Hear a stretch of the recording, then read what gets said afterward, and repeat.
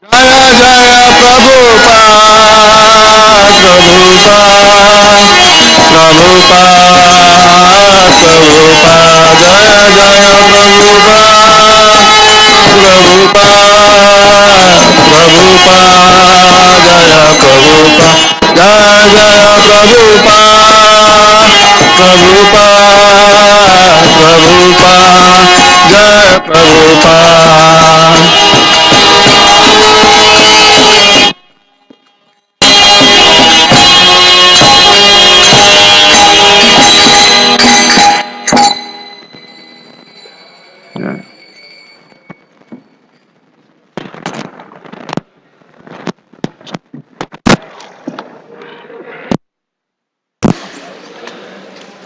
Yeah, initially go.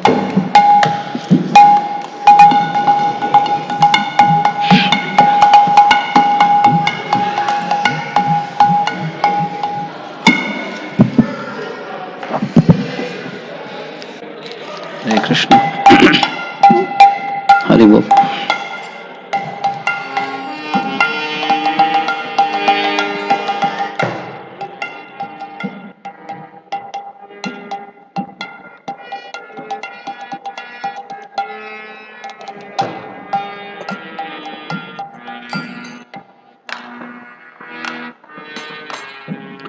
Hare Krishna, Hare Krishna, Krishna Krishna, Hare Hare, Hare Rama, Hare Rama, Rama Rama, Hare Hare, Hare Krishna, Hare Krishna, Krishna Krishna, Hare Hare, Hare Rama, Hare Rama, Rama Rama, Hare Krishna, Hare Krishna, Krishna Krishna, Hare Hare, Hare Rama, Hare Rama, Rama Rama, Hare Hare, Hare Krishna, Hare Krishna, Krishna Krishna, Hare Hare, Hare Rama, Hare Rama, Rama Rama,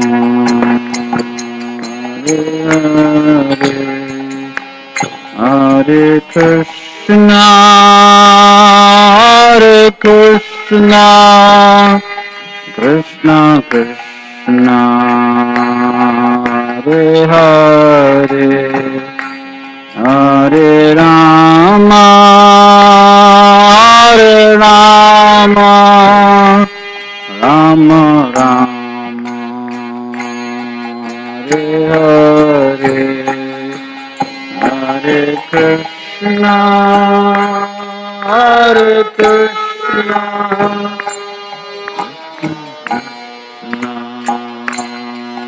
Hare Hare, Hare Rama, Hare Rama, Rama Rama, Hare Hare, Hare Krishna, Hare Krishna, Krishna Krishna, Hare Hare, Hare Rama, Hare Rama, Rama Rama,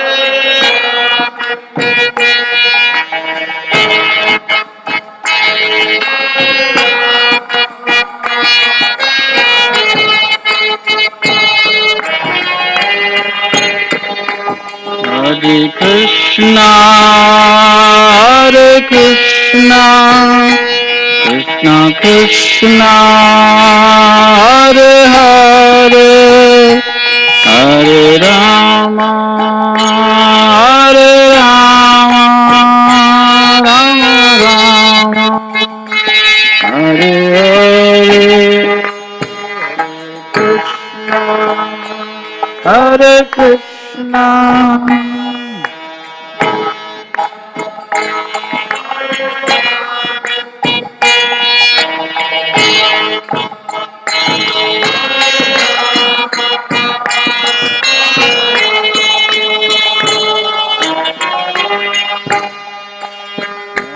Krishna Hare Krishna Krishna Krishna Hare Hare Hare Rama Hare Rama Rama Rama Hare Hare Hare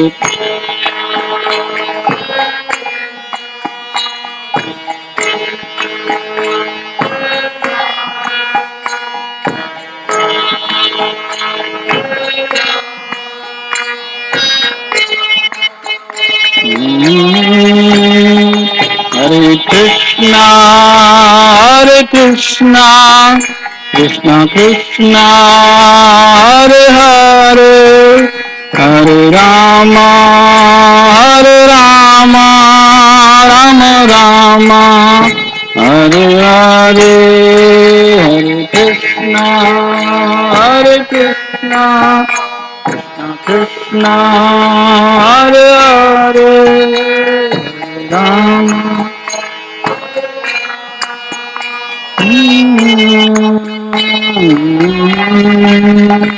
Hare Krishna Krishna Krishna Hare Hare Hare Rama Rama Rama Hare Hare Hare Krishna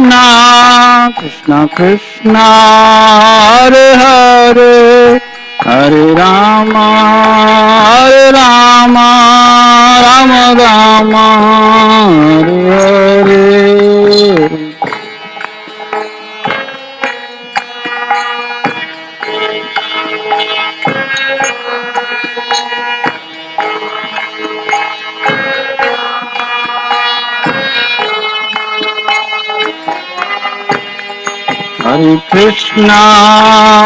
Krishna Krishna Krishna Hare Hare Hare Rama Rama Rama Hare Hare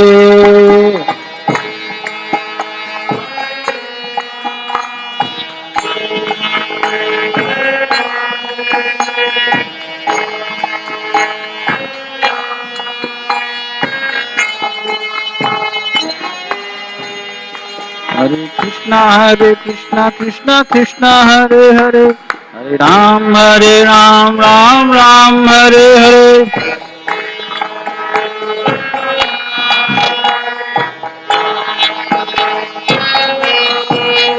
Hare Krishna Krishna Krishna Hare Hare Hare Ram Ram Hare Hare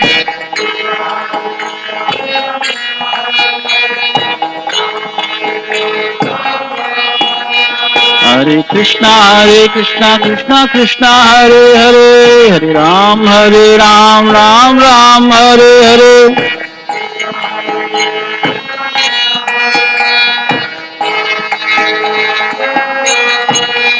Hare Krishna Krishna Hare Hare Hare Ram Ram Hare Hare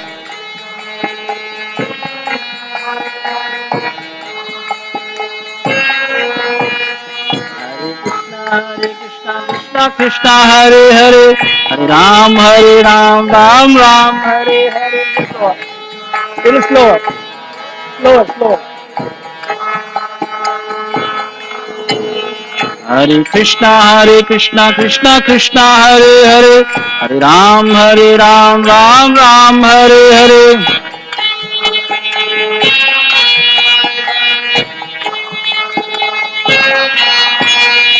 Hare Krishna Krishna Krishna Hare Hare, Hare Ram Ram Hare Hare.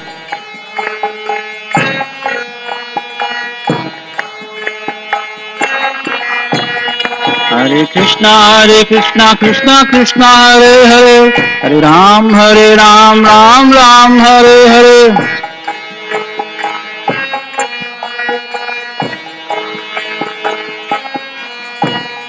Hare Krishna Krishna Krishna Hare Hare, Hare Ram Ram Hare Hare.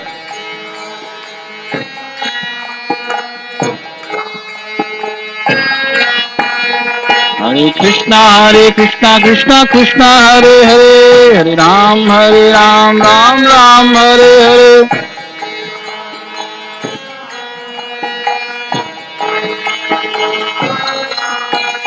Hare Krishna Krishna Krishna Hare Hare, Hare Ram Ram Hare Hare.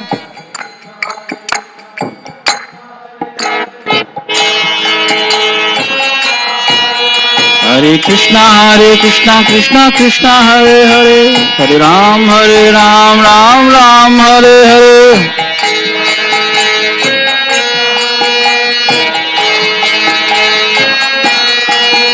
Hare Krishna Krishna Krishna Hare Hare, Hare Ram Ram Hare Hare.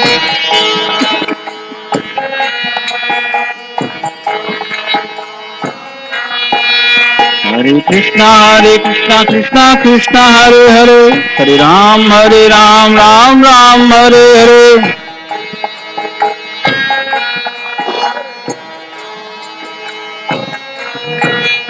Hare Krishna Krishna Krishna Hare Hare, Hare Ram Ram Hare Hare.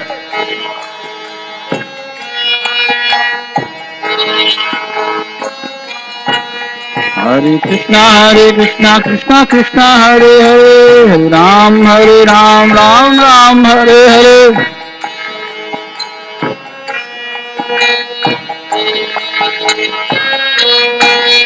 Hare Krishna Krishna Krishna Hare Hare, Hare Ram Ram Hare Hare.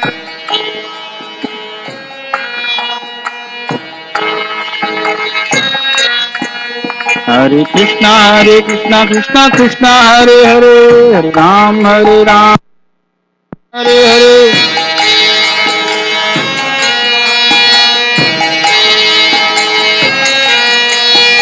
Hare Krishna Krishna Krishna Hare Hare, Hare Ram Ram Hare Hare.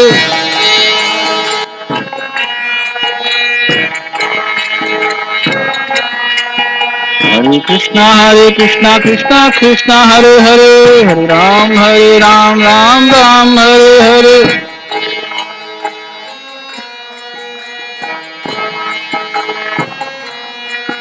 Hare Krishna Krishna Krishna Hare Hare, Hare Ram Ram Hare Hare.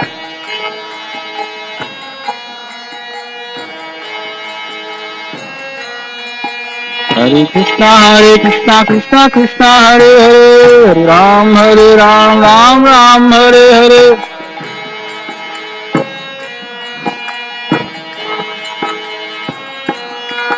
Hare Krishna Krishna Krishna Hare Hare, Hare Ram Ram Hare Hare.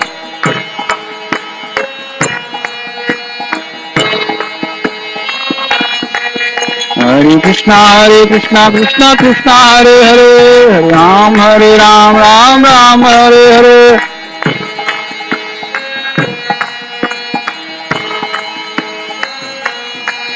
Hare Krishna Krishna Krishna Hare Hare, Hare Rama Hare Hare, Hare Krishna, Krishna Krishna, Hare Hare, Hare Rama, Rama Rama. Hare Hare, Hare Krishna, Krishna Krishna, Hare Hare, Hare Rama, Rama Rama, Hare Hare, Hare Krishna, Krishna Krishna, Hare Hare, Hare Rama, Rama Rama. Hare Hare Krishna, Krishna Krishna, Hare Hare, Ram Ram Hare Hare,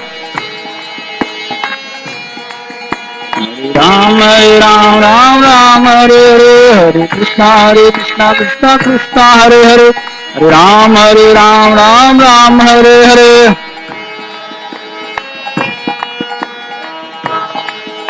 Ram Ram Hare Hare, Hare Krishna,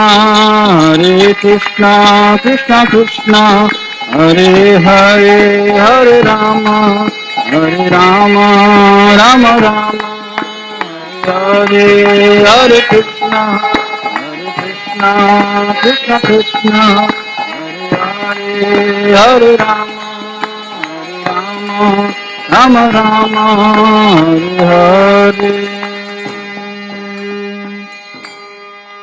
Hare Krishna, Krishna Krishna, Hare Hare, Hare Rama, Rama Rama, Hare Hare, Hare Krishna, Krishna Krishna, Hare Hare, Hare Rama, Rama Rama, Hare Hare, Hare Krishna, Krishna Krishna, Hare Hare, Hare Rama, Rama Rama, Hare Hare, Hare Krishna, Krishna Krishna, Hare Rama,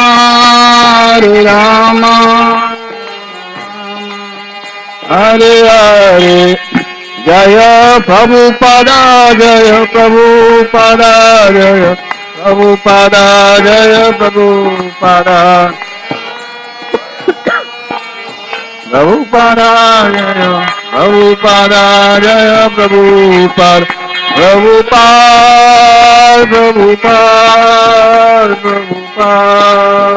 Prabhupada, Jaya Jaya Prabhupada, Prabhupada, Nitai Guru Hari Bol, Hari Bol, Hari Bol, Nitai Guru Hari Bol, Hari Bol, Hari Bol, Hari Bol.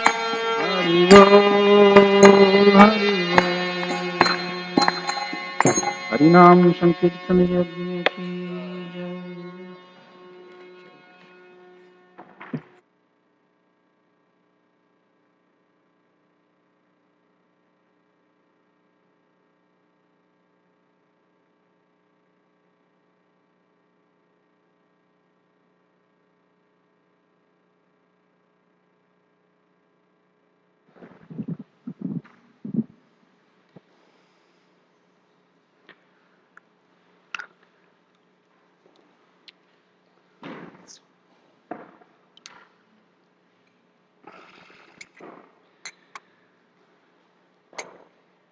Jaya Radha Madhava Kunja Bihari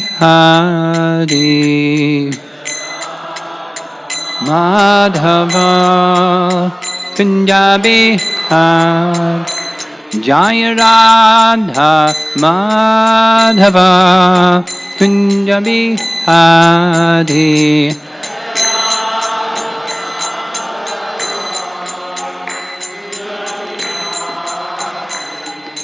Gopijana Vallabha Girivardhari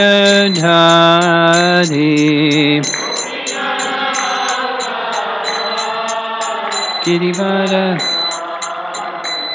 Gopijana Vallabha Girivardhari Girivardhari Jasodanandana Vrajachandaranjana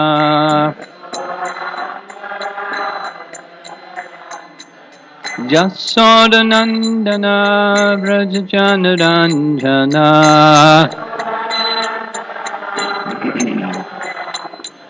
Jamuna Thiravanachari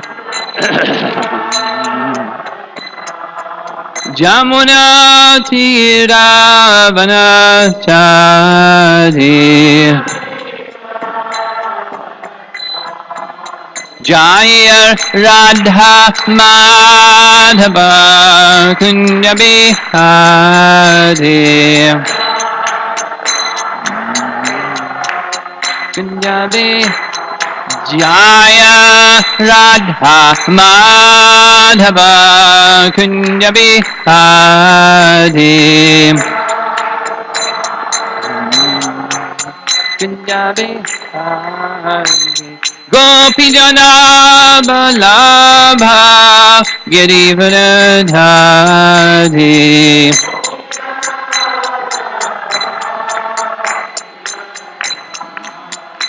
Gopijana Vallabha Girivardhari Girivardhari Jasodanandana Vrajachandaranjana Jasodanandana Vrajachandaranjana Yamuna Thiravanachari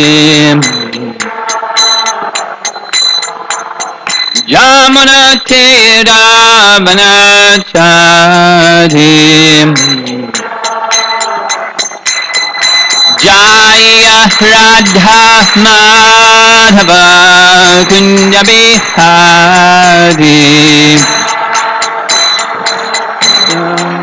Kunja Bihari Jaya Radha Madhava Kunja Bihari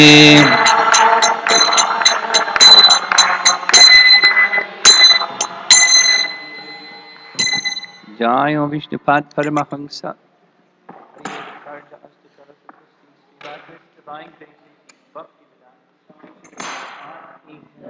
Ananta Koti Vaishnava Vrinda ki Shri Shri Kishore Kishori ki Sambhira Bhakta Vrinda ki Nitai Gaur Premanandi. All glories to the assembled devotees. All glories to Sri Guru and Sri Gauranga.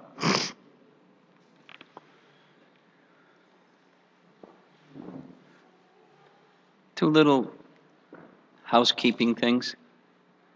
The men that are seated over here, Prabhu, could you move over this way? Yes, sir. This way. And our young friend over here, can you move over this way? Just because there are ladies that also need a chair to sit on, they have a knee problem or something, and we want to respect them. Thank you very much. And if anybody has a cell phone on, do what you're supposed to do when you have a cell phone before class. Thank you very much.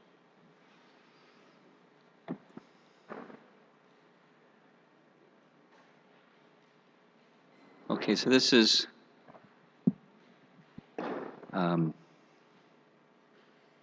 follow-up, kind of a continuation of the morning class, which was accessing the mercy of Lord Chaitanya.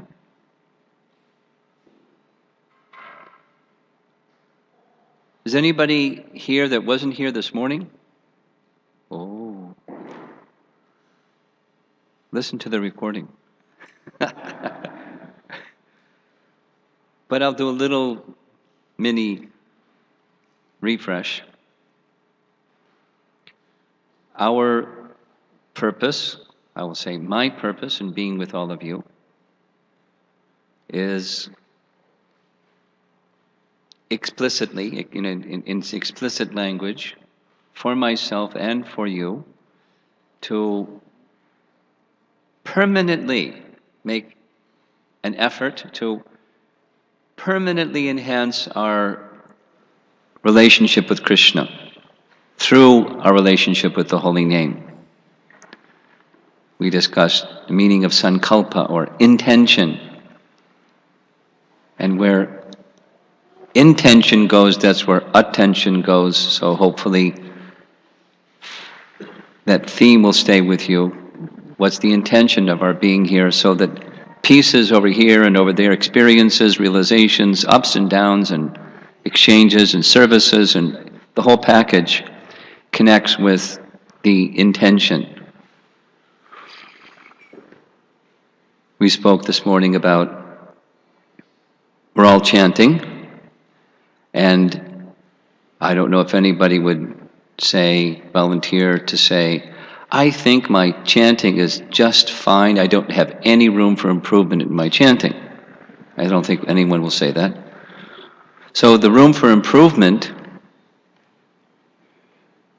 is to come to what Lord Chaitanya came to give. That he came to give the pure holy name, Shuddha Nam. And the distinction between the pure holy name and where we are is offenses. And foremost of the offenses that's driving all the other offenses is inattention while chanting, having to do with our attention is elsewhere. And one of the main things that our attention goes elsewhere, and thus offensive chanting, is the time we spent in the morning session was, well, missing the message of Shikshastakam number 3, Trinadapi Suniche no Tarori Vasahishana Amanina Manadina Kirtaniya Sadahari. For those of you that are new, these are primary obstacles that keep us from pure chanting. The first one that we spent some time with was humility. Before you can go beyond where you are, there has to be recognition, I'm very tiny. Very tiny. And on my own strength, the material energy is very difficult to overcome. And I'm afflicted by the influence of the material energy. It's very difficult to overcome.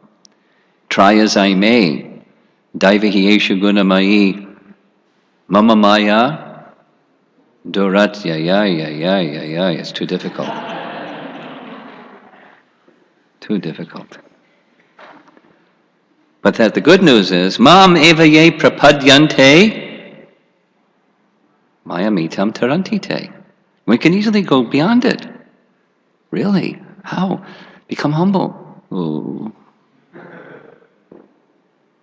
But that's where it starts. That was our discussion, one of the discussions this morning. I wanted to share something. It's nice to appreciate devotees. So one devotee I want to appreciate right now is Madhava. Some of you who are Kirtan fans, you all know who Madhava is. And those of you who aren't Kirtan fans, you'll want to meet Madhava just from hearing what I'm about to describe. Or just hear his Kirtan. Like, Rati was singing one of his melodies, one of his classic melodies. So, once upon a time, maybe 6 years ago, I was attending, maybe more than that, I was attending a North American GBC meeting in New Vrindavan that we were conducting in June. And just so happened it was the first of the 24-hour Kirtan programs in New Vrindavan. And they just happened to schedule the same weekend as we were there. That was really nice. We got to leave our meeting and go and sit down and join the 24-hour kirtan and then go back to our meeting. Take a bath and go back and get dirty again. So when I went in to see the deities and see the kirtan, there was Madhava singing, and I had never seen him before. I just heard his name before. I didn't know who he was. Wasn't even sure it was him because I didn't know him in the name.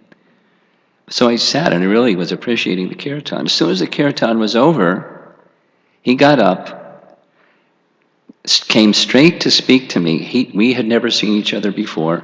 I don't even know if he knew my name. He came before me with palms folded like this and said, "My name is Madhava Das, and I have a request." "What's that?" "Please bless me that I always remain humble and I never become proud." That was his first words. Okay, fantastic request. And little conversation, and I had to go back to the meeting. 2 years later, I think it was again in New Vrindavan, I went specifically just to take part in the 24-hour kirtan. The meeting, we canceled those meetings. And same, we'd only had met once before. Out of the crowd, he came, "Haribol Maharaj, I have a request." Guess what his request was? Same request, 2 years later. "Please bless me that I may become always humble and never become proud." And a little light went on that said, he really means it. This is his character. It's deep within not just his bones or his mind, it's within the soul. He wants Trinadapi Sunichena. And he understands without blessings it's not going to happen. So he wants it, and he's got the right method to get it. Then so the third time we had some exchange was just this year at the Mayapur meeting. There was the event was the anniversary of the Panchatattva installation. And before that it was Nama Yagya. They had some function leading up to that event of again, Abhishek, major event. So he was invited to attend that, and once again, third time, no other exchanges with him for any other thing. He came out of the crowd in Mayapur, that patio in front of the temple, the terrace thing. I was going to my room, and same thing. Just, a few months ago. Wow, this is a person that really wants to be fixed in that mood of humility. Now, the message this morning was, why? To access the mercy of Lord Chaitanya, so that we can access the pure holy name and chant without offense. Because that's exactly what the song that was sung this morning, we're going to sing it again tomorrow morning to refresh our memory, says, the second verse in particular, Sakale Samana, Korite Shakati, O Lord and Master, inspire me with the power to befittingly honor all living beings. Only then will I be able to sing the holy name of the Lord in great ecstasy, and my offensive activities will cease. So we emphasized, starting from humility comes appeal, understanding the necessity for something beyond my own little tiny, sincere but tiny effort. I need mercy. This is our Vaishnav teaching. In Vishwanath Chakravarti Thakur's description of Mother Jasoda trying to bind Krishna, Damodar Leela, and the rope is 2 inches too short. She gets more ropes, ties the ropes together, it's 2 inches too short. Many, many, many, many, many, many ropes, and it's 2 inches too short. In our Acharya's writings, Mother Jasoda marvels, my goodness, why is it always 2 inches? So it could be something else, but it's always 2 inches. Why? This is most amazing. Vishwanath Chakravarti Thakur indicates one part is our effort, prayasa, but the other part is mercy. That's the 2 inches. And then Krishna shows his mercy. Why? Why did he show his mercy to Mother Jasoda? She's honored in this Leela for her love. It's a whole other... When I speak the Sri Brahma Samhita topic, I'll go into it in detail. But so Krishna exhibits his mercy. And then she can bind him, because without Krishna's mercy, what can we do? Become humble? Good luck. You'll get something else. You get something that may look like, but doesn't, pinch it a little bit and it becomes something other than humble. Ow! I lost my humility.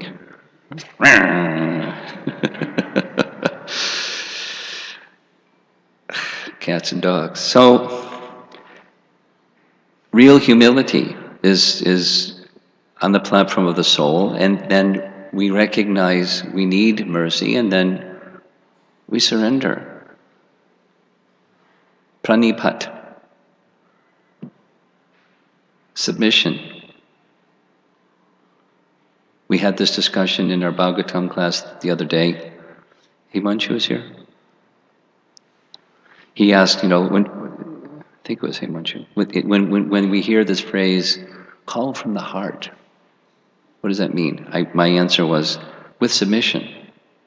Like, I'm over here calling, then there's the name, and then what's going on inside? Pranipat, submission. Call from your heart. Call from your heart.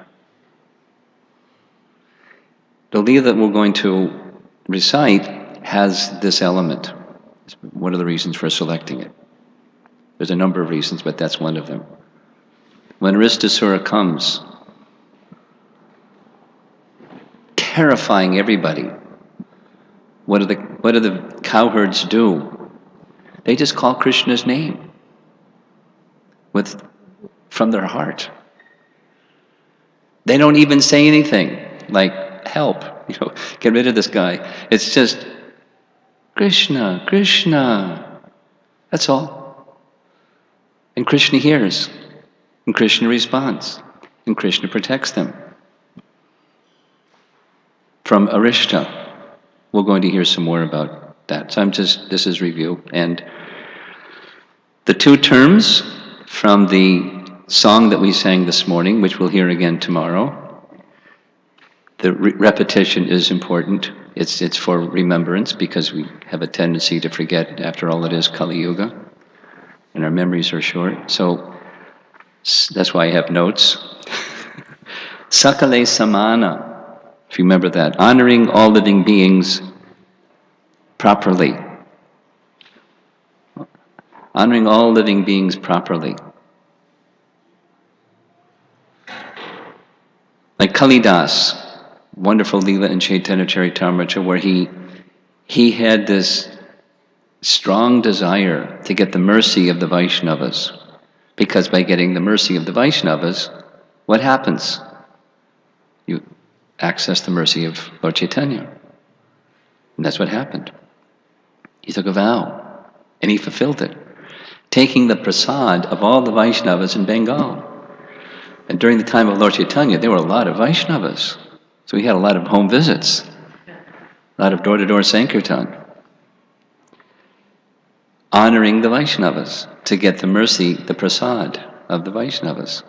And as a result, Lord Chaitanya gave access to Kalidas that he didn't give to anybody. In fact, he admonished, it's a long Leela, if we had an extra 45 minutes, we could describe.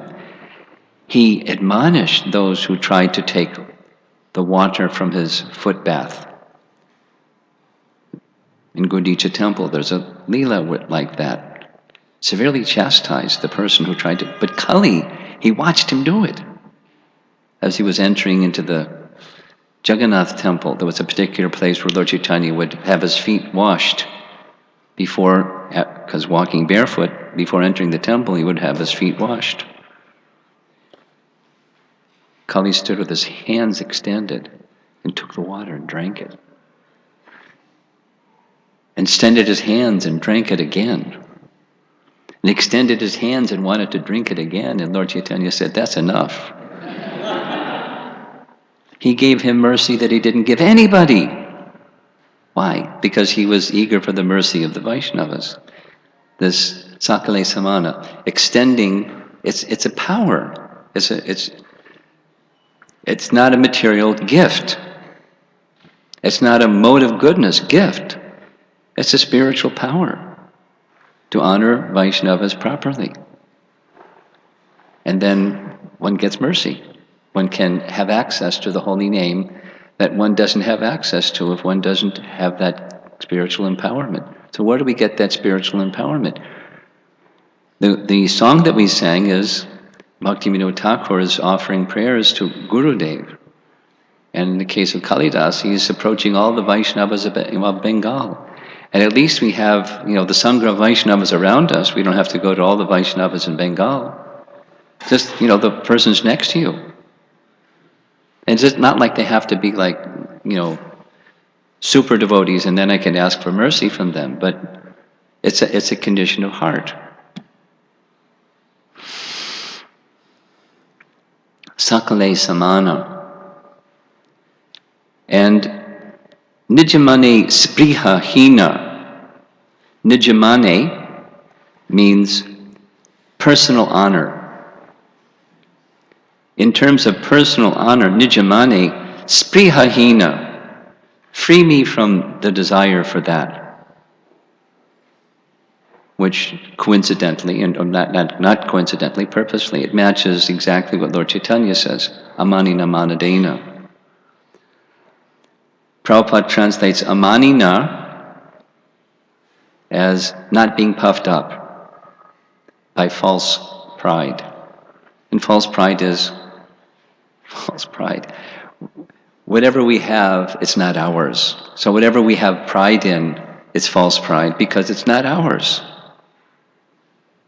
Whatever it is that you have, supposing somebody has wealth, supposing somebody can dress the deity nicely, supposing somebody can cook nicely, supposing somebody something, like the devotees that just organized the Rath Yatra festival. Man, what an endeavor to do that. But where is the capacity to do that come from? Etc. Whatever it is, the tendency to be proud is there because of the bodily conception of life. One follows the other, I and mine. Without getting released from the bodily conception of life, we're going to be proud. And when we're prideful, we'll do horrible things. And we'll fall. Pride goeth before the fall. So, without being puffed up by false pride, amanina, or not expecting any, not even a little, not expecting any personal honor. In fact, we can expect the opposite, because it's the world of duality. Sometimes you're honored, and sometimes you're dishonored. Just stand still for a while. Don't do anything. And somebody's going to honor you, and somebody else will dishonor you. Or do something, and somebody will honor you, and somebody will dishonor you. So what's the solution? Go out of existence. That's not a solution. It's not even an option. We exist. So duality is going to happen. And given the material condition of life is we want honor, and we don't want dishonor. This is not just become desireless. It's become spiritually situated. You do desire the happiness of Krishna without any happiness or honor going to you. Let the honor go to Krishna. Let me share something with you.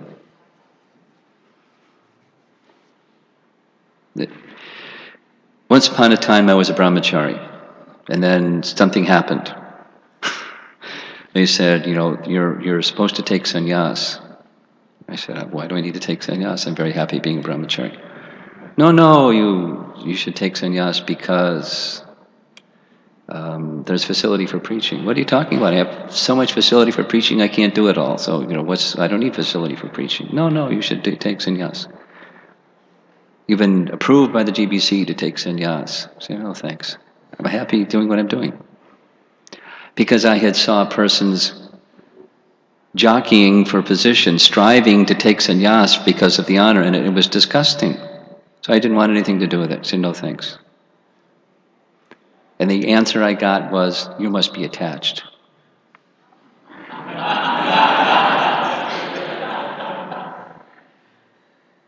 I said, could you explain that to me, please? You must be contemplating, maybe you want to become married, and so you don't want to take sannyas. Oh, that's what you're thinking. Okay. Think that I'm attached. Go ahead. I'm very happy. I'll just stay where I am. And devotee after devotee, a whole year passed. You should take sannyas. So I just get them to leave me alone. Took sannyas, and it was really amazing. Really amazing. So first, I'm a brahmachari offering obeisances to everybody, and then they have this little ceremony, and I get it done, and then everybody's offering obeisances to me. So I was offering obeisances to them because, for so many years, trained as a brahmachari, you offer obeisances to the devotees, and they say, no, you shouldn't do that. What do you mean I shouldn't do that? You offer obeisances to the devotees. So, no, but you're a sannyasi, and it's the duty of a sannyasi to receive. It's good for people that, that's why you're a sannyasi. You're helping people. Oh, come on, I'm helping people by offering obeisances too. Let me offer obeisances. Don't tell me I can't do that. But then slowly, because I'm a slow learner, slowly I understood, it's not for me. Huh? Okay. It's not they're offering obeisances to me, it's the sannyas order. So it's not to me, it's to the sannyas order. So it just goes through you to Prabhupada, because by his association, a fallen dog, it became a devotee, and then the devotee became initiated, and the initiated devotee became a sannyasi. It's him. They're offering obeisances to him. So millions of obeisances, fantastic. It all goes to him. It's not for me. The uncomfortable part was thinking was for me. That was a horrible feeling, because it's not. That's why I felt uncomfortable. Then it becomes easy. It's not wishing honor. It's a service on behalf of the person who picked me out of a ditch in some dark place and forced me to open my eyes with the torchlight of knowledge and banged me in the side of the head a few times to get me to, act in a proper way. It's all credit goes to, just like exactly the verse, the song, if you search within me, you won't find any good quality. If you find a good quality, he put it there. That's all. So people can pay obeisances to the good quality, whatever it is they see, and it came from him. That's all. Offer millions of obeisances. Fantastic. It's not from me. So that's the amanina manadena. Not wishing honor, and learning, having the strength to properly honor every living being. You read the scriptures carefully. I invite you, read the scriptures carefully, and you'll find this is a quality that exalted devotees have. I'll give one example out of hundreds. Maharaj Parikshit. He's cursed to die. He gives up his kingdom, gives up the crown, the throne, the royal garments, everything, dons the garments of a mendicant, declares that he's going to fast until death at the bank of the sacred river, and invites all the saintly people to come, and they come. And with folded palms, he offers a prayer, a request, 3 requests. Whatever may happen, may I remain fixed in my attachment to the lotus feet of the personality of Godhead. That's sufficient, right? But he doesn't stop there. He says, may I always, second thing, have the association of devotees who are similarly attached to the lotus feet of the personality of Godhead. So that's enough, right? But then he doesn't stop there. There's everybody else. May I have a friendly relation, friendly regard for all living beings. That means those that aren't such qualified saintly personalities. You know, consciousness on the platform of the soul, and sakale samane, having a proper regard, offering respects in a proper way to all living beings. Why? Without it, we are not going to have a proper relationship with Krishna, because all living beings are part of Krishna. What to speak of the devotees who are carrying bhakti in their heart? And supposing those devotees have some faults. Well, we read this morning. There's a statement in Sanskrit that Prabhupada quotes that says, all living beings have qualities and faults. No surprise.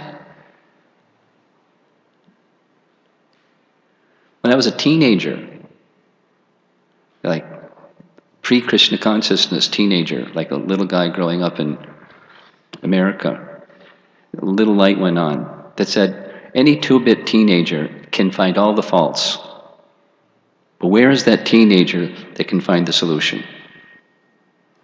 So I wasn't into, like, you know, the program of finding faults. Teenagers love to find faults. It's like they're really good at it. And often they're right. Not always they're right, but often they're right. Okay, now what? What's the solution? So we're being given the solution. And it's access to Krishna through his holy name. And these 4 things are necessary. I want to spend a little bit of time. That's like a review of this morning. And I want to spend a little bit of time completing what I didn't get to speak about this morning. And that's the downside. Supposing we don't have that quality, the default position, or the material contamination position is we engage in fault finding rather than seeing the qualities. It's just the default position. The mode of goodness kind of like covers over, I'm okay, you're okay. But, you know, the mind does go to the faults. When we fault find, or even more radically, we disrespect others, and particularly disrespect devotees,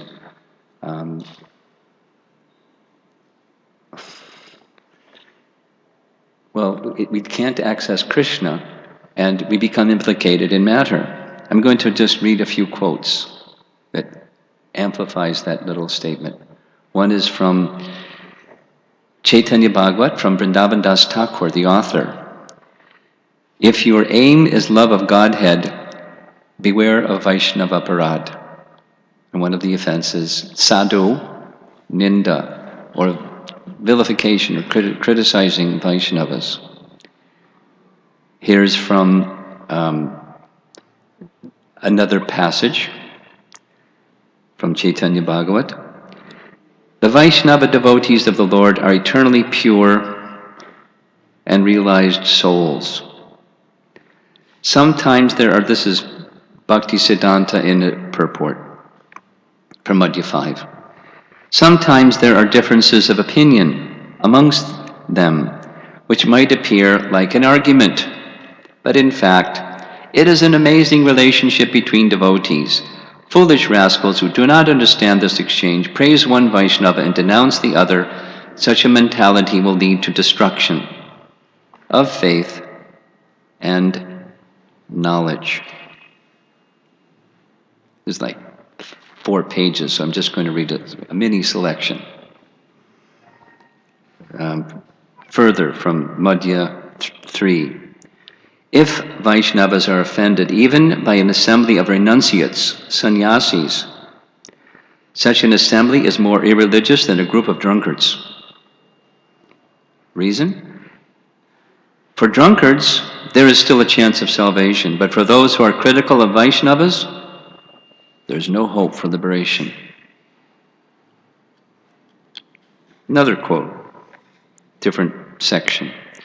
One never advances in spiritual life by finding faults in other Vaishnavas. In fact, only sinful reactions are increased. So, give up all your fault findings. Another section, chapter 13. To criticize and find faults in pure devotees of the Lord is the most grievous offense against the holy name. Oh, holy name! How can you bear the criticism against your pure devotees through whom your glories have been propagated? You can never tolerate criticism against those who have dedicated their lives to propagating the holy name of the Lord. Such offenders are annihilated. This is Vrindavan Das, the lover of Lord Chaitanya. Another, Madhya 17. Those devotees who are narrow-minded and bigoted start fighting over petty matters. This is a serious deviation from the path of spiritual realization, and so a really knowledgeable devotee will refrain from taking sides in such disputes. Here's a heavy one. The spiritual master cannot even protect his own disciples against the wrath of the Lord if his disciple commits Vaishnava aparad. In fact, the guru of such a disciple is hard-pressed to protect himself from the effects of the aparad. If the guru is a very elevated stage of devotion, then he can protect himself alone, but if he is not so elevated, then he, along with his disciple, sinks down into hell. It's a pretty heavy one. So, devotees, please.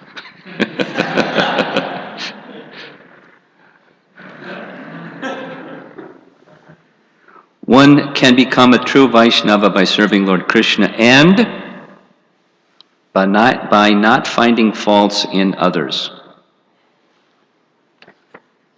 There's pages of this. I want to read a little section from, some of you are familiar with a writing of Bhaktisiddhanta,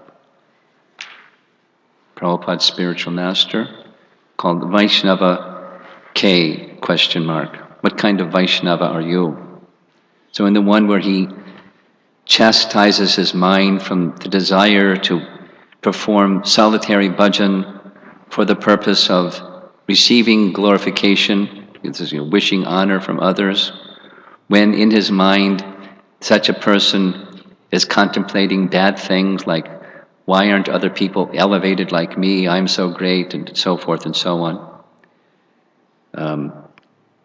In his purport, he quotes the verse, Bhukti Mukti Siddhi Kami Sakale Ashanta.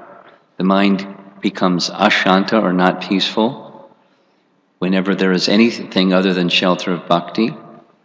And when there's shelter of bhakti, nishkam, no material desire can enter. And he goes on, if a devotee, even after renouncing desire for gross sense gratification and fruitive activity, becomes careless and is swayed by desire for superficial importance, I want honor, or material position, he immediately feels dissatisfaction. And although this dissatisfaction is certainly the cause of untold suffering, should he, under pressure from his materialistic desires, grow envious of exalted souls, his situation becomes especially dangerous. And it's like, Bhaktisiddhanta's style, he just keeps going and going and going more deeply. But I wanted to read this one paragraph in particular. Rather than showing humility and accepting the truth of the situation, one's, the Trinadapi Sunichena, truth of the situation, the mind, infatuated with the desire to achieve importance, imagines no wrong in its envious attitude towards the real devotees of the Lord, and reacts with false pride when shown that its path is mistaken. This pride is a symptom of fall down from spiritual life. Therefore, a devotee should be very careful to train his mind in avoiding this dangerous path and learn instead to be humble and sincere.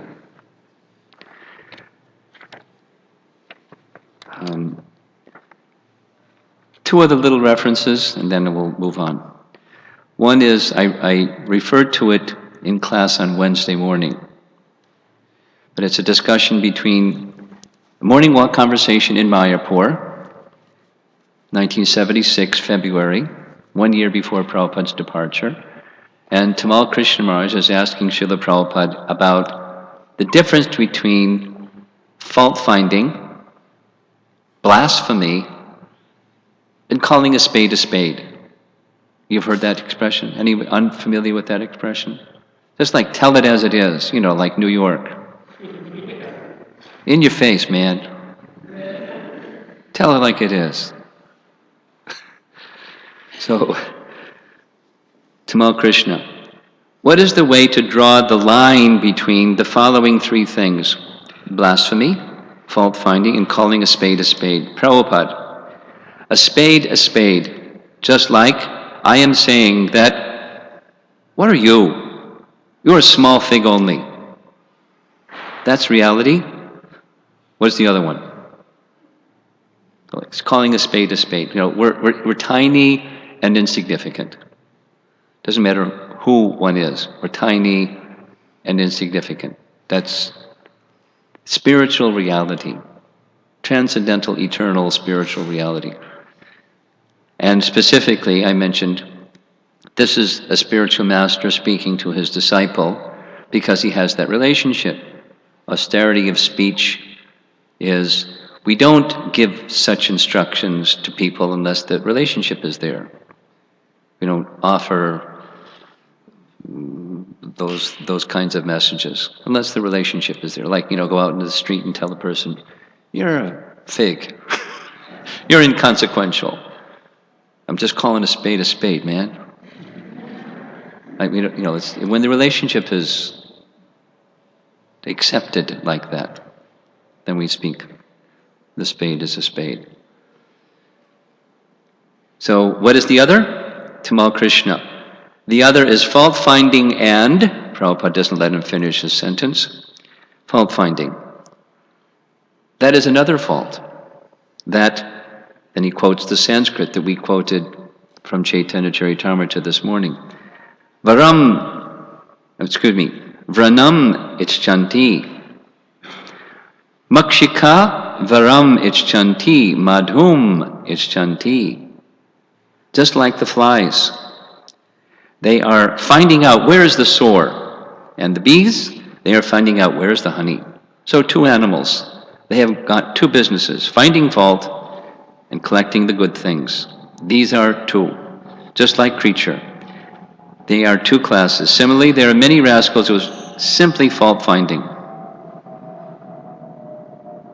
And again, the reference from Shastra. Every living being has qualities and faults. So if I'm the fly-like person, where's the sore? The fly goes to the sore.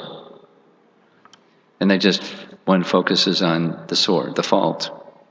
That's the fault-finding. It's not to say faults don't exist, faults exist. But a dosha-darshi is, one doesn't focus there, one focuses on the honey, the good quality. Tamal Krishna. And blasphemy, Prabhupada. Blasphemy means you have got good qualities, but still I'm defaming you. Tamal Krishna. So the saintly person tends to overlook the bad qualities and see the good ones. Prabhupada, yes. Tamal Krishna, like Krishna's dealing with Putana. And he goes on, giving some other. So Krishna had this quality.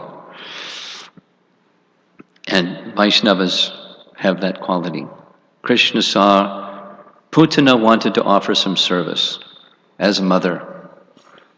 So he reciprocated with that by giving her the eternal position as mother. In Goloka Vrindavan, to assist Mother Jasoda in a maidservant of Mother Jasoda, giving maternal care to Krishna eternally. That's Krishna. And the devotee, this Sakale Samana, that being encouraged by Bhaktivinoda Thakur in his song, that we're being encouraged today to do also. And the default is this other program. If that absent, there's another tendency. The two animals, as Prabhupada is saying. The bee and the fly. Which one? Take your pick. And if you don't consciously take your pick, you're in the default position. You're in the fly position. So go to the bee position.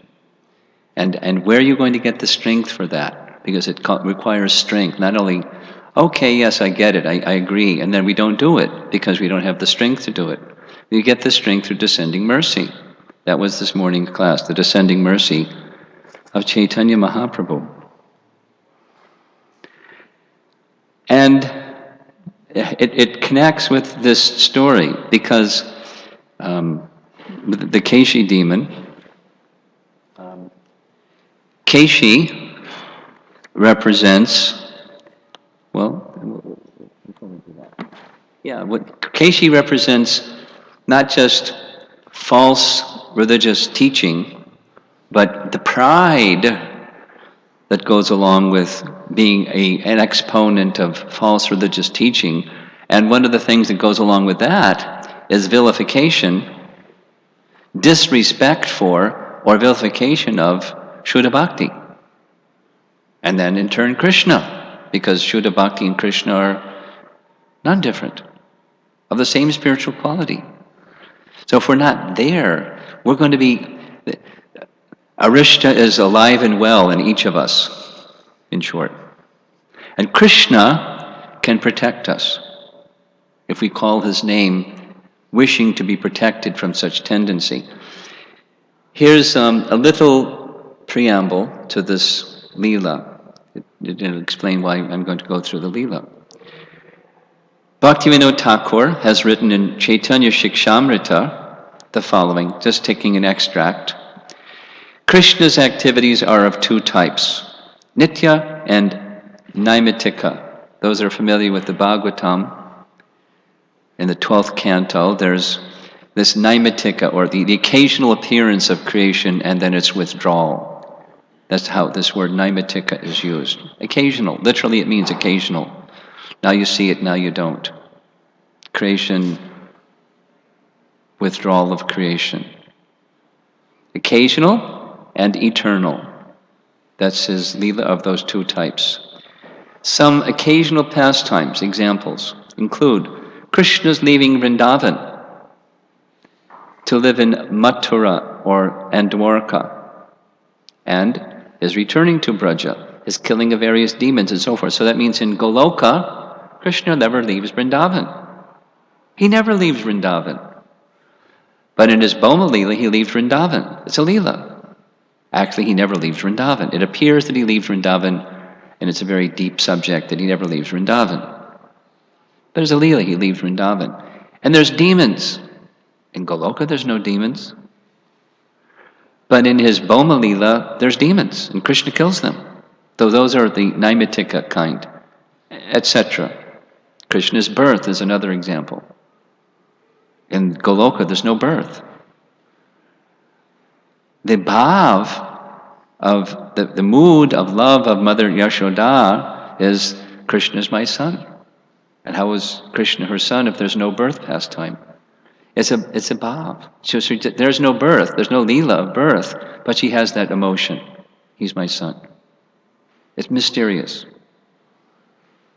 So in the Naimatika pastimes, he writes, these pastimes are very useful for an aspiring devotee.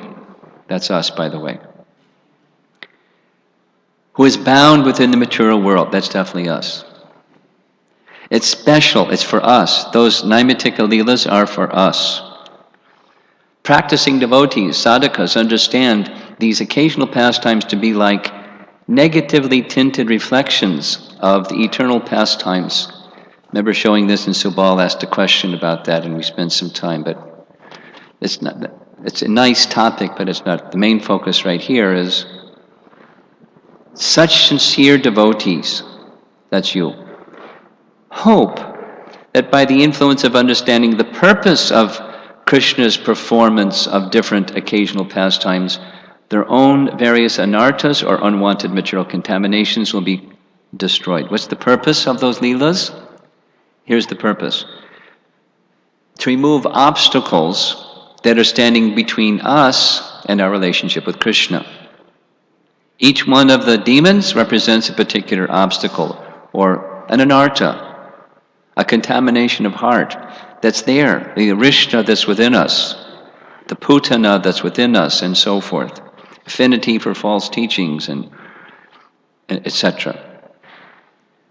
So there's a purpose. And by hearing the Leela, as by Krishna's performing the Leela, similarly by our hearing the Leela, it helps us to become free from those contaminations. By remembering these pastimes, devotees aspire to destroy their own demoniac mentalities and tendencies. Now we know from Shikshastaka, verse number 2, how does it begin?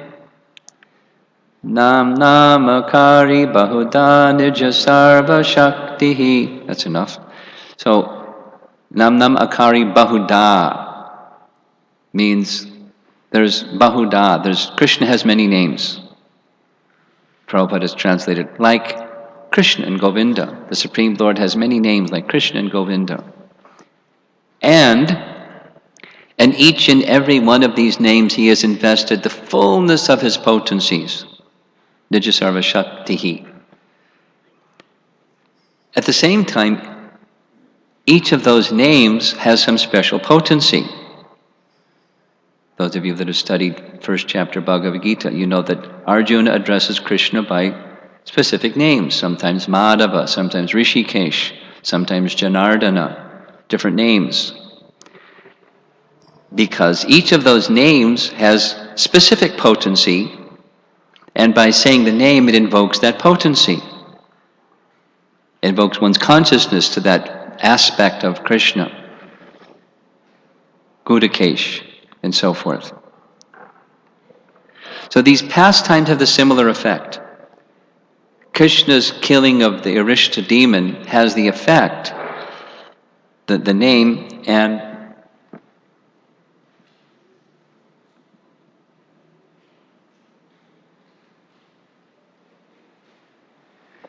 the pastime has the effect of helping us, you and me and others, to overcome this material contamination that's within us, the Arishta type in this case.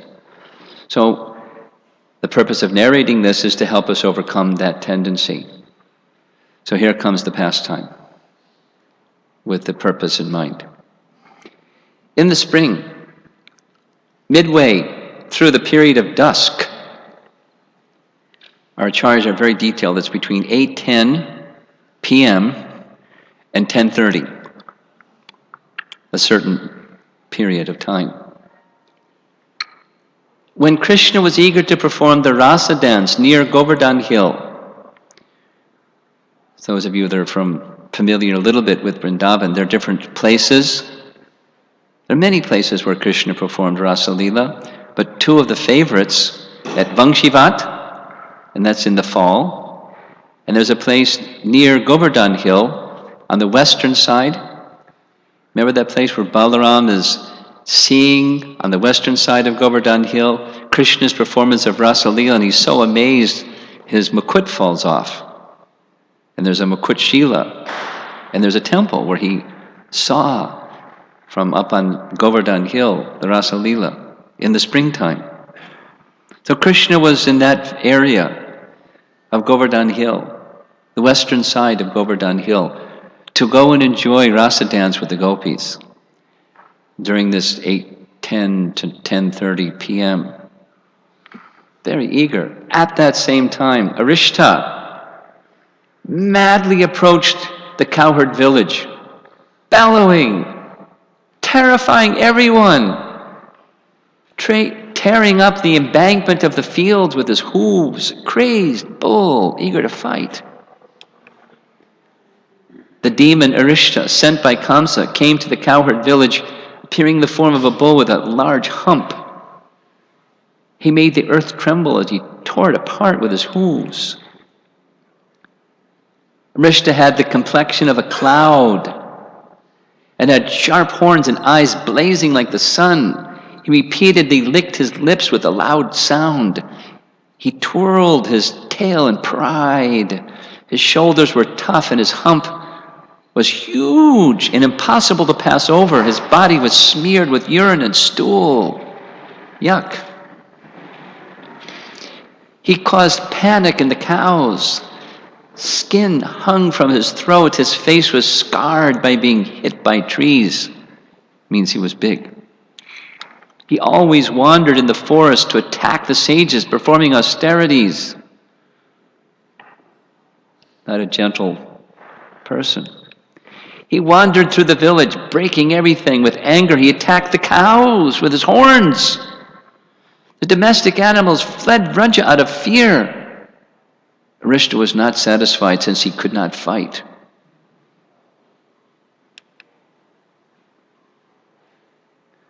Clouds hovered about sharp-horned Aristasura's hump, mistaking it for a mountain. And when the cowherd men and ladies caught sight of the demon, they were struck with terror. Indeed, the strident reverberation of his roar so frightened the pregnant cows and women that they lost their fetuses in miscarriages. There's big Aristasura running down the lane, and the gopis see him coming, and they go and embrace the tamal tree. Krishna! The situation became very terrible, and all the inhabitants of Vrindavan began to cry, Krishna! Krishna! That's all they said. When the Supreme Lord saw the cowherd community distraught and fleeing in fear, he calmed them, saying, don't be afraid. And that's all it took. Don't be afraid. And their fear went away because he's their protector. And he's given his word that he'll give protection to his devotees. Now he's acknowledged the difficulty. Just his words. Just like that, their fears went away. He then called out to the bull demon as follows, you fool! What do you think you're doing, you wicked rascal, frightening the cowherd community and their animals when I am here just to punish corrupt miscreants like you? That made Arishta really angry. Without moving an inch, Krishna slapped his arms with his palms, further angering Arishta with a loud sound. Then, appearing most attractive, he casually threw his mighty serpentine arm over Sridham's shoulder and stood facing the demon, smiling in casual disrespect. What kind of a big man are you? This thus provoked, Arishta pawed the ground with one of his hooves, and then, with the clouds hovering around his upraised tail, furiously charged Krishna. Nice painting, Krishna grabbing Arishta, pointing the tips of his horns straight ahead and glaring menacingly at Lord Krishna from the corners of his bloodshot eyes, Arishta rushed towards him at full speed, like a thunderbolt hurled by Indra. Watch this special effect.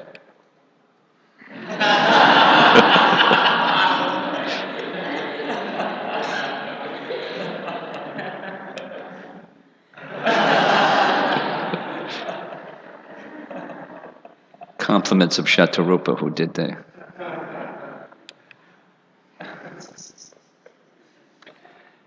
The Supreme Lord Krishna seized Arishtasura by the horns and threw him back 18 steps, just as an elephant might do when fighting a rival elephant. Picked him up and flipped him around. Cowherd boys, yay, Krishna! Although the demon was perspiring and appeared very tired, he took courage and got up. Again, he charged Krishna with great force and anger.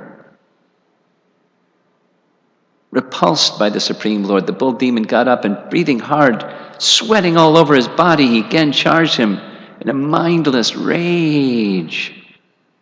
Huge bull demon. While rushing towards Krishna, he breathed very heavily. You can see his breath coming out of his nostrils. Krishna again caught his horns and immediately threw him to the ground. Then he uprooted his left horn and beat his head with it, as if the horn were Yamaraja's staff. In one of the famous paintings, the Vrindavan Parikrama path used to look like this. I think our artists made the drawing before they made that pavement and all that awful stuff they have there now. As Arishta attacked, Lord Krishna seized him by the horns and knocked him to the ground with his foot. Being thus kicked by Krishna, Arishta rolled onto his back and began to move his legs violently. The Lord then thrashed him as if he was a wet cloth, and finally he yanked out one of the demon's horns and struck him with it until he left his demon body.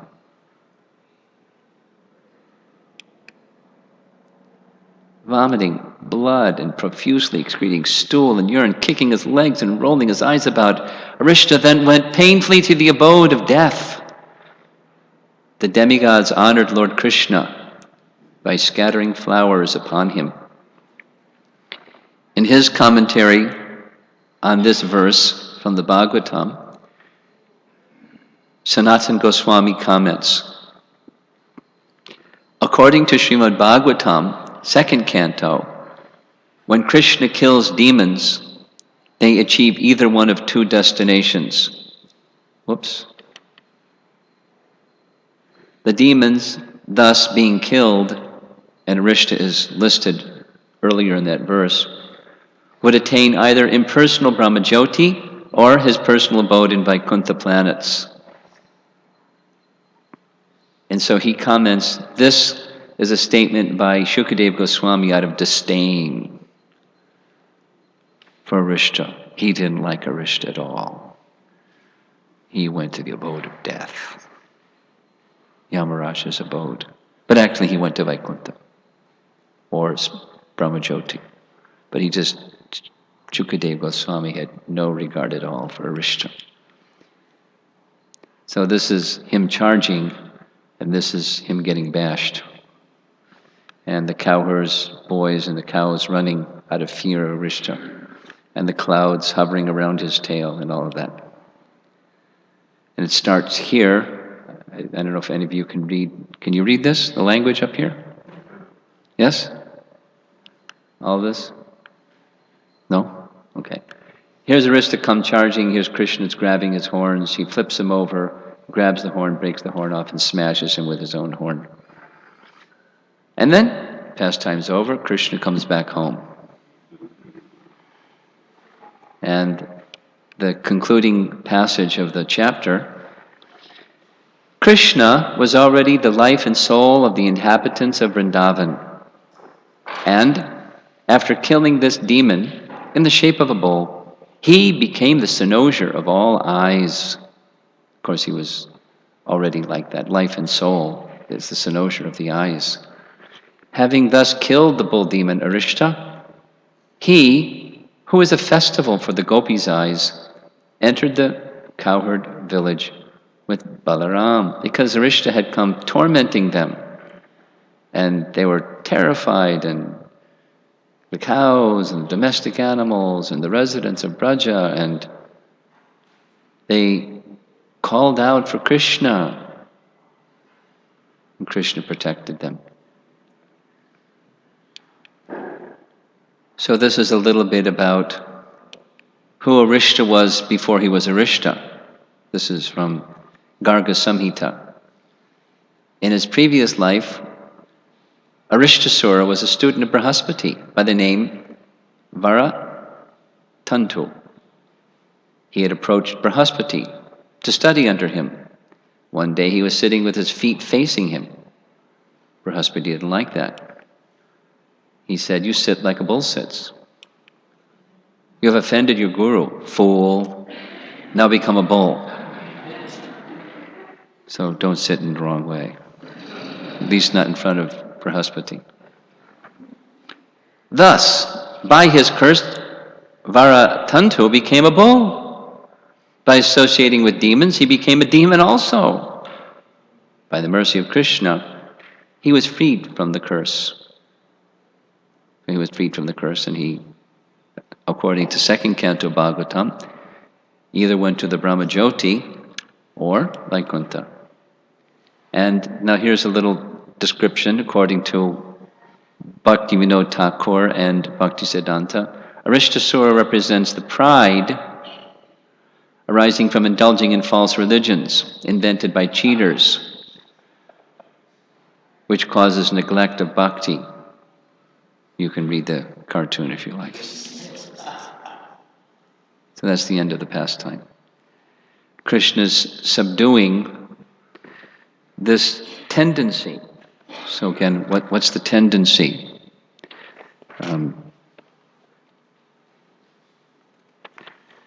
The tendency to, well, it starts with, bodily conception. And in the bodily conception, I want some honor. So I'll take up something where I'll get some honor. I don't have to be humble, so I'll just do something that I get some honor, and I get some honor by something that works very quickly, and that's not by being humble. So it's some kind of false religion, and then the pomp and display of the religious thing, activity, etc., without the genuine thing being present. And then naturally it arises, it's actually behind the whole thing, is that which is Shuddha Bhakti. I don't have regard for it. In fact, I disrespect it, and disrespect it means to disrespect Krishna. So that's Arishta. With ease, Krishna killed Arishta. And there's a role of the calling of the name sincerely, with real sense of taking shelter in the name, like from the heart, as we discussed a little bit earlier, with submission unto the name, with submission unto Krishna in the form of his name. Not the mechanical kind, like we spoke about this morning. And when Krishna, simply because of the simplicity of the residents of Vrindavan, Krishna simply said, "Don't be afraid," and their fear went away. There's a very nice, just as like this morning, discussing the example of Sanatana Goswami and how Krishna strengthened the calling for mercy of Lord Chaitanya and reducing him to a totally helpless state.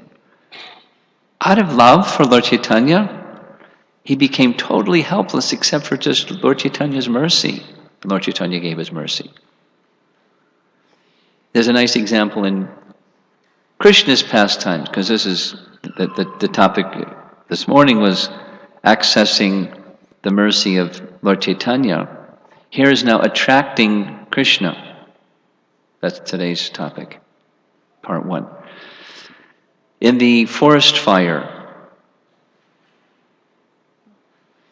when same thing, this blazing, there's 2 of them, blazing forest fire surrounding the cows and the cowherd boys. And the cows are the life and soul of the cowherd boys. They love the cows. And the cows love them, and the cows are completely dependent upon them. And there's this forest fire. So what did they do? They called out to Krishna.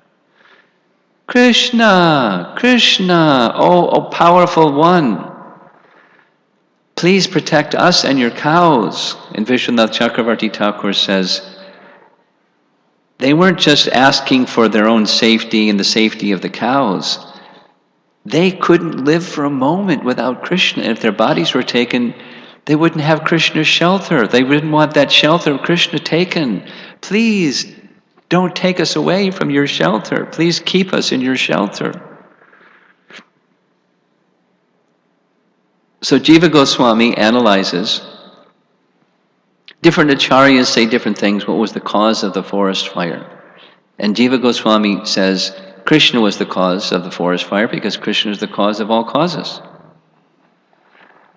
And then he says, but somebody may argue, why would Krishna put his devotees into such difficulty, life-threatening difficulty? Why would he do that? And Jiva Goswami says, to test them. And the doubting person would say, why would he test him? He knows what their love is. He knows exactly what their love is. And the reply Jiva Goswami gives is, yes, he knows, but we don't know. So he was testing them for us so we could see what is the qualities of the cowherd boys. And he gives the example. A goldsmith, he's a gold merchant, and some customer comes and says, how do I know it's gold or not? So I'll show you, I'll put it in fire. And here's how gold behaves in fire. It's the quality of gold. So Krishna did like that. Here is the fire. Now just see the quality of these cowherd boys. Just see. What is their quality? They have only one shelter. Only one shelter. Only one shelter. What about us? Here comes a little tribulation. Where does the mind go? Why did they do that? Or, it's not fair. Or something else. So the song this morning is Bhaktivinoda Thakur praying for the strength to endure tests and tribulations. Toror eva sahishnuna. For the strength to properly honor all living beings, according to their position, properly honor all living beings. Just like last night in Harinam. The whole assortment of different types of people out there. And some people, I thought one of the funniest things was that Chinese lady with her daughter and her husband. She's just jumped into the kirtan and started dancing with all the devotees. And it wasn't like a spoof, it was just, she thought it was nice or something. And the daughter is taking pictures of her mom dancing with the Harinam party. And so forth. According to position, we honor.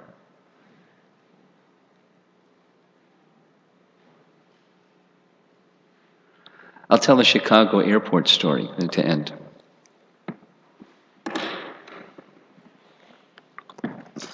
You read in Lilamrita perhaps, or have heard, if you haven't read in Lilamrita, there was an era in O Hare Airport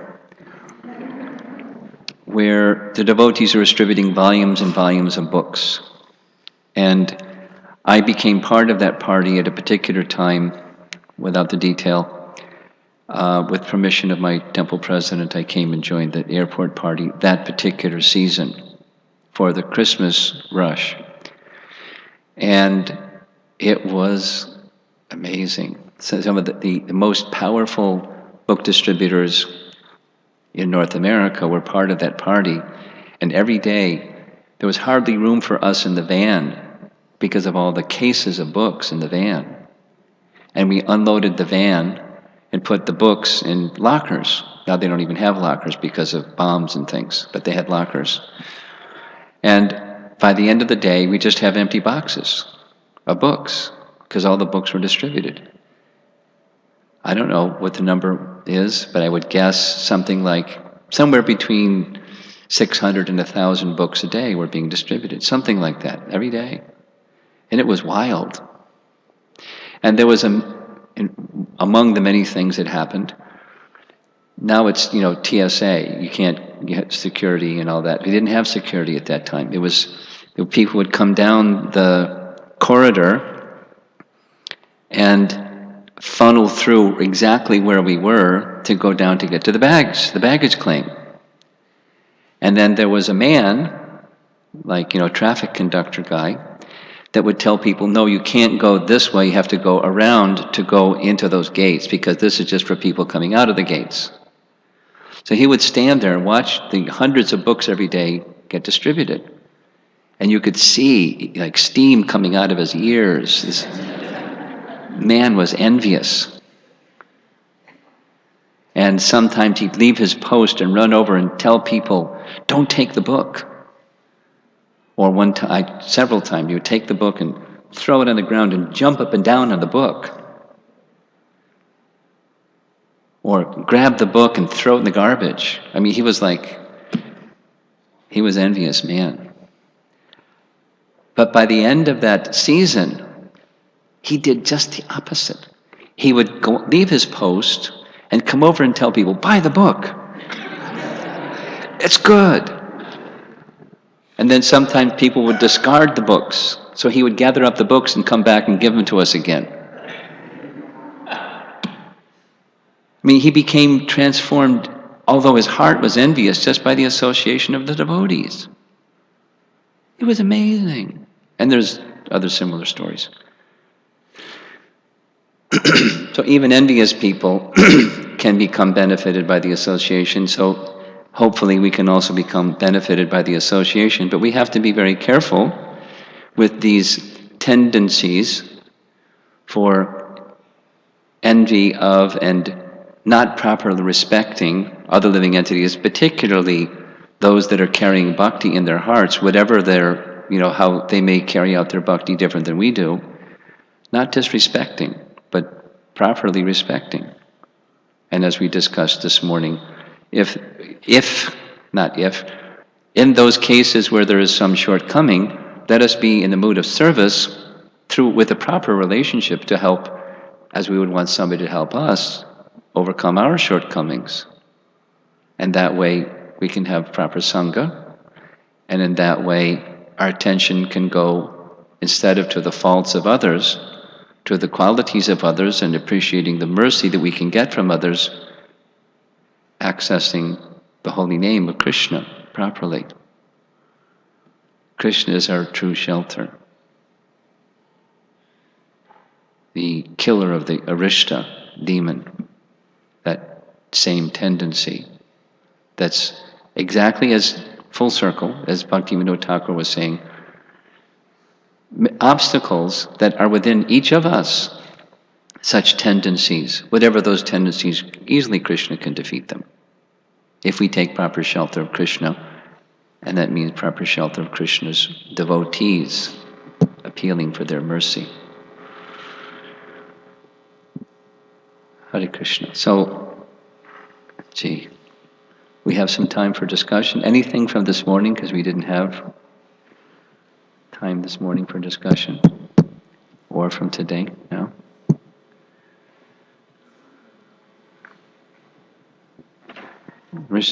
And Mataji? Okay. Hare Krishna.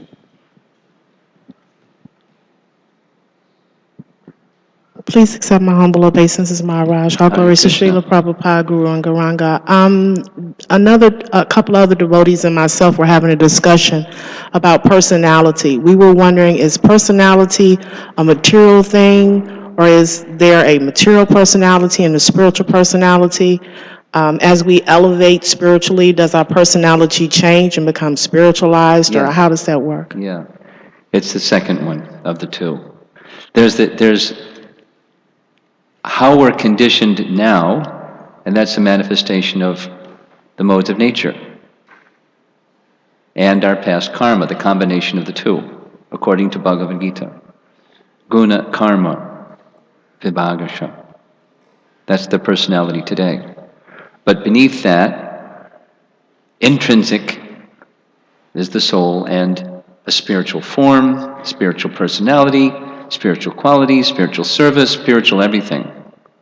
That's what we're trying to uncover or awaken. And as long as we're taking shelter of the material side, the conditioned me, which isn't me, then it impedes our progress spiritually. So we have to honor that it's there. It's going to, just like the wind's going to continue to blow. It's still Chicago. It's the windy city. The wind's going to blow.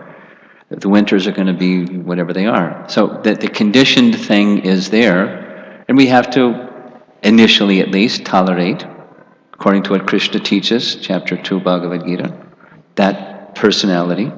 It's not us. And the anger and the happiness and the sadness and the stuff, personality stuff, it's not who we really are. It's our conditioning. We work with it, because it's the package we got, what to do.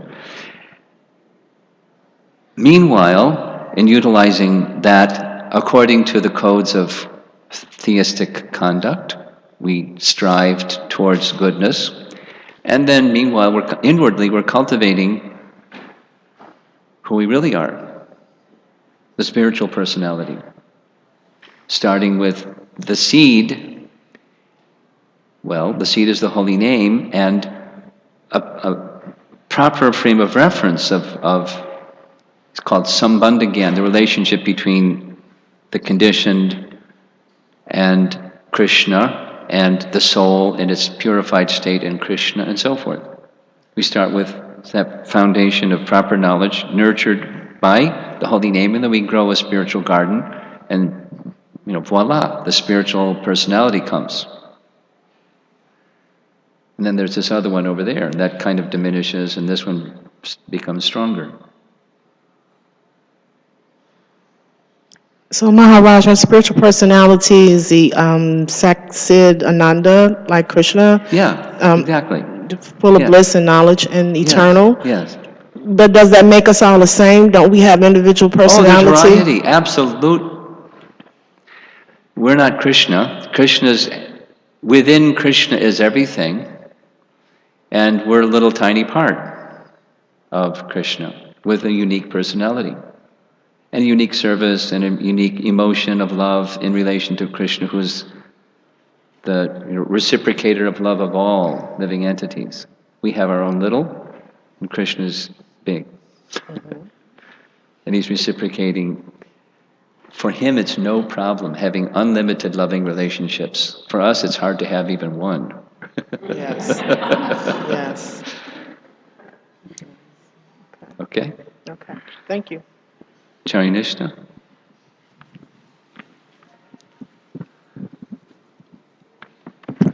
Maharaj, you mentioned this nice point of getting the blessings, how important it is to get the blessings of the Vaishnavas to achieve success, and the nice story of Madhava.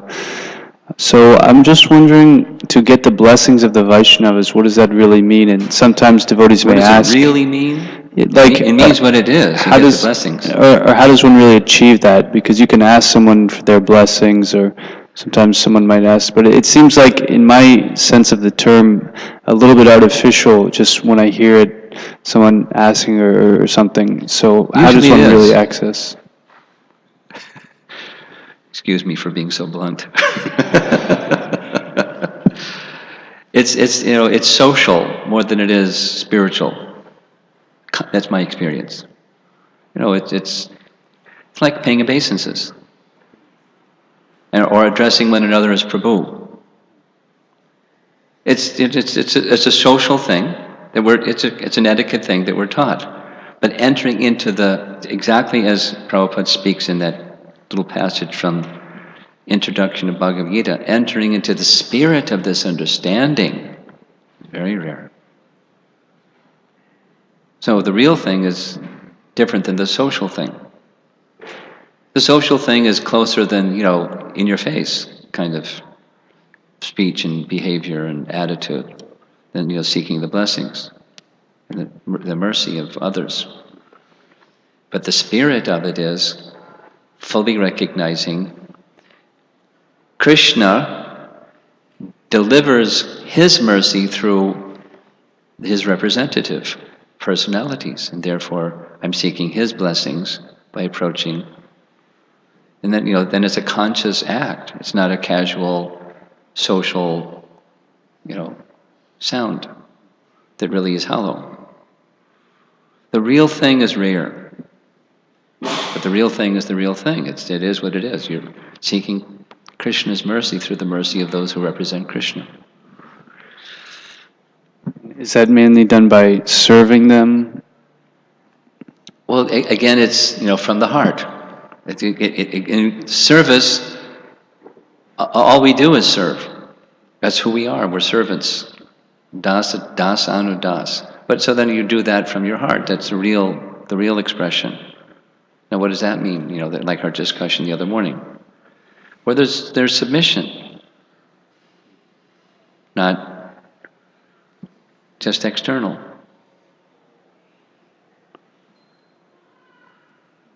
We do because this is our relationship with Krishna. This is a feature, an aspect of our relationship with Krishna, who we want to cultivate more deeply a relationship with. This is part of my relationship with Krishna, with that bhakti.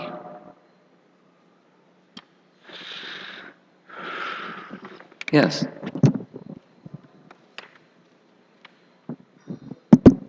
Hare Krishna Maharaj. You had mentioned quite strong, you quoted some very strong statements about fault finding. And I wanted to ask you that when you spoke about devotees, especially who are dedicated their lives in propagating the holy name of the Lord, and devotees have dedicated their lives in propagating the holy name of the Lord.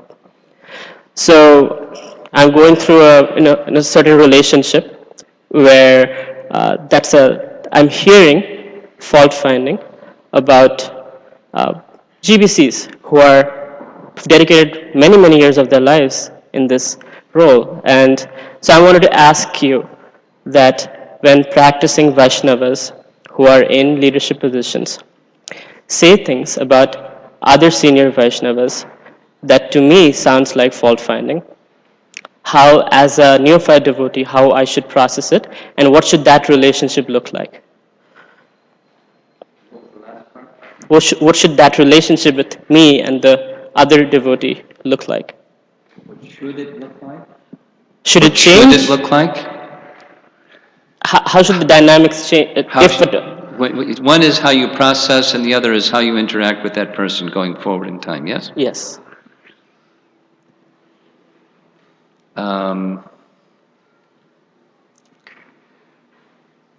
Well, it depends on your own Krishna consciousness, how you process it.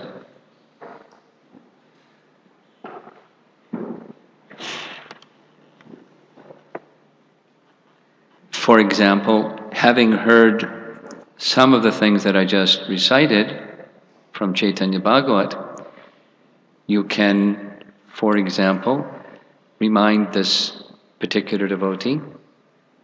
Let me quote for a moment from Vrindavan Das Thakur, who speaks about this that just took place. And it is detrimental, both for one to speak such a thing and for one to hear such a thing. Detrimental to our spiritual well-being. That's one thing you can do. By taking shelter, you can share your feelings, but you can take shelter of Scripture and say, according to Scripture, this is detrimental. Or you can say, my dear Prabhu, I'm very neophyte. I can't hear these things. If you want to speak these things, speak to someone who can help you. But, I can't. So please don't speak these things. And if you really want to continue speaking this thing, then I'm going to have to get up and leave. Because I can't hear these things. It'll harm my spiritual life. Whatever you want to do with your spiritual life, you can do that. Maybe you should go to someone who can do something about what your concerns are. I'm not going to be able to do anything what your concerns are, whatever your concerns are, right or wrong. Otherwise, take it to the right place, not over here. Thank you. And if they, carry on, then, respectfully leave the place.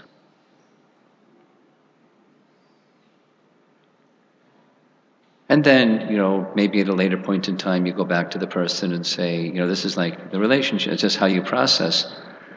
It's not like have a bad feeling towards the person is how you should process it. Just you in a humble mood, wish to be of service to that Prabhu, and therefore either appeal to them or appeal to someone who is their superior or their authority and say, not in a matter of complaining and so fault finding and so forth, but in a matter of concern spiritually for the well-being of myself and others and this particular Prabhu. They may need this issue addressed. I'm not in a position to do that.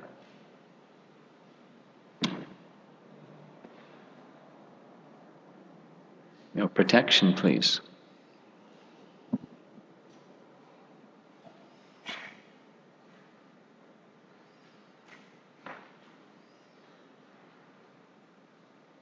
And pray for the spiritual well-being of that person, that whatever it is that's troubling them gets relieved.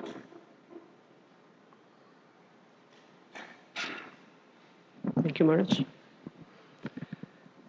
You have something, Zabal? You read my mind, Guru Maharaj. Yeah. Body language. I've been thinking and trying to put it together, but This will be our last question. Yes? Lunch at what time? Oh, what happens at 12:30? RT. Oh, RT. Huh? Okay, no question. You can talk to me later. Srila Prabhupada ki. Shri Kishore Kishori ki jai.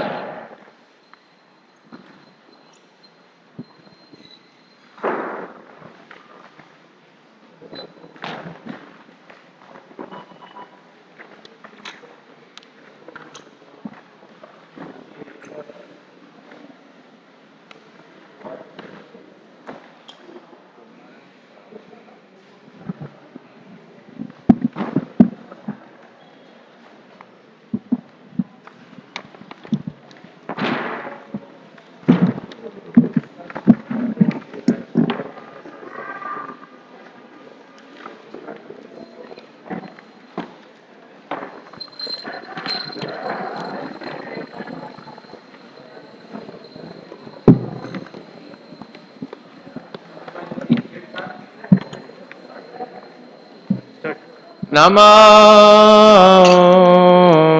Vishnupadaya Krishna Pristaya Bhutale Srimate Bhaktivedanta Swami Iti Namine.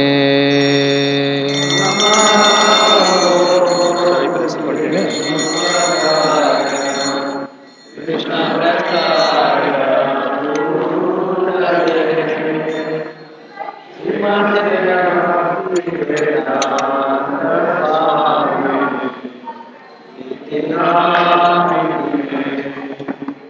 Namaste Saraswati Devi Gauravani Pracharine